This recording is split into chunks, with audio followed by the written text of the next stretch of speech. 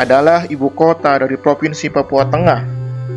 Provinsi Papua Tengah dimekarkan dari Provinsi Papua pada 30 Juni 2022 berdasarkan Undang-Undang Nomor 15 Tahun 2022. Sebelum mengulas sejarah singkat Kota Nabire, ibu kota Provinsi Papua Tengah, jangan lupa subscribe terlebih dahulu agar bisa mendapatkan informasi sejarah terbaru lainnya. Berdasarkan website resmi pemerintah Kabupaten Nabire, arti Nabire berasal dari beberapa versi atau sumber. Uraian mengenai cerita asal-usul dan arti Nabire ini bukanlah untuk dipertentangkan, tetapi merupakan versi yang berkembang di masyarakat Papua Tengah. Nomor 1, versi suku Wate. Berdasarkan cerita dari suku Wate, bahwa kata Nabire berasal dari kata Nawi. Pada zaman dahulu dihubungkan dengan kondisi alam Nabire. Pada saat itu, yang banyak terdapat binatang jangkrik, terutama di sepanjang sungai Nabire. Lama-kelamaan, kata Nawi yang mengalami perubahan penyebutan menjadi Nawire dan akhirnya menjadi Nabire. Suku Wate yang terdiri dari 5 suku, yaitu Waray, Nome, Raiki, Tawamoni, dan Wai, yang menggunakan satu bahasa terdiri dari 6 kampung dan 3 distrik. Pada tahun 1958, Konsten Waray yang menjabat sebagai kepala kampung Oyehe menyerahkan tempat atau lokasi kepada pemerintah. Nomor 2, versi suku Yerisyam. Menurut versi suku Yerisyam, Nabire berasal dari kata Navire yang artinya daerah ketinggalan atau daerah yang ditinggalkan. Penyebutan Navire muncul sebagai nama suatu tempat pada saat diadakannya pesta perdamaian antara suku Hegure dan Yerisyam.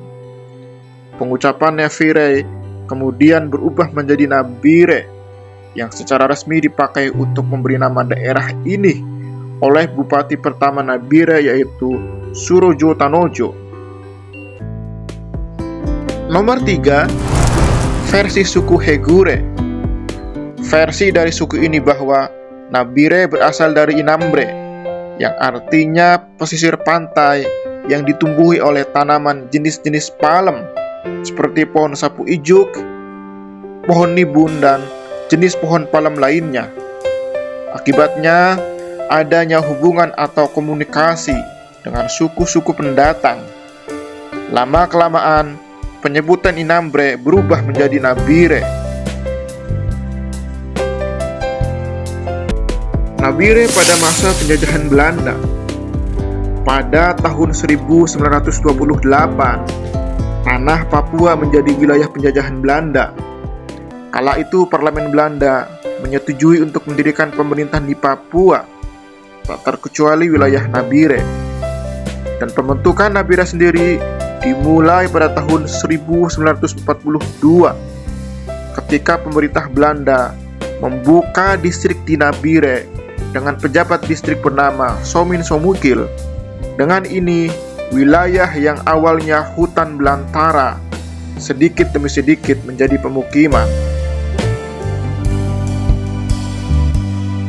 Nabire pada masa kemerdekaan hingga sekarang.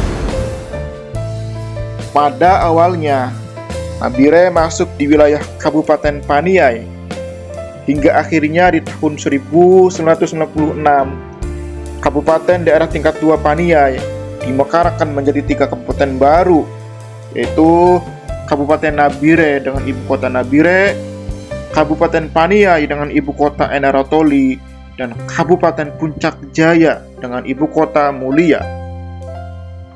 Pada awal tahun 2022, dalam pemilihan ibu kota Provinsi Papua Tengah, di antara 8 kabupaten yang ada di Papua Tengah, di antaranya hanya 2 yang memilih Kabupaten Mimika sebagai ibu kota Papua Tengah.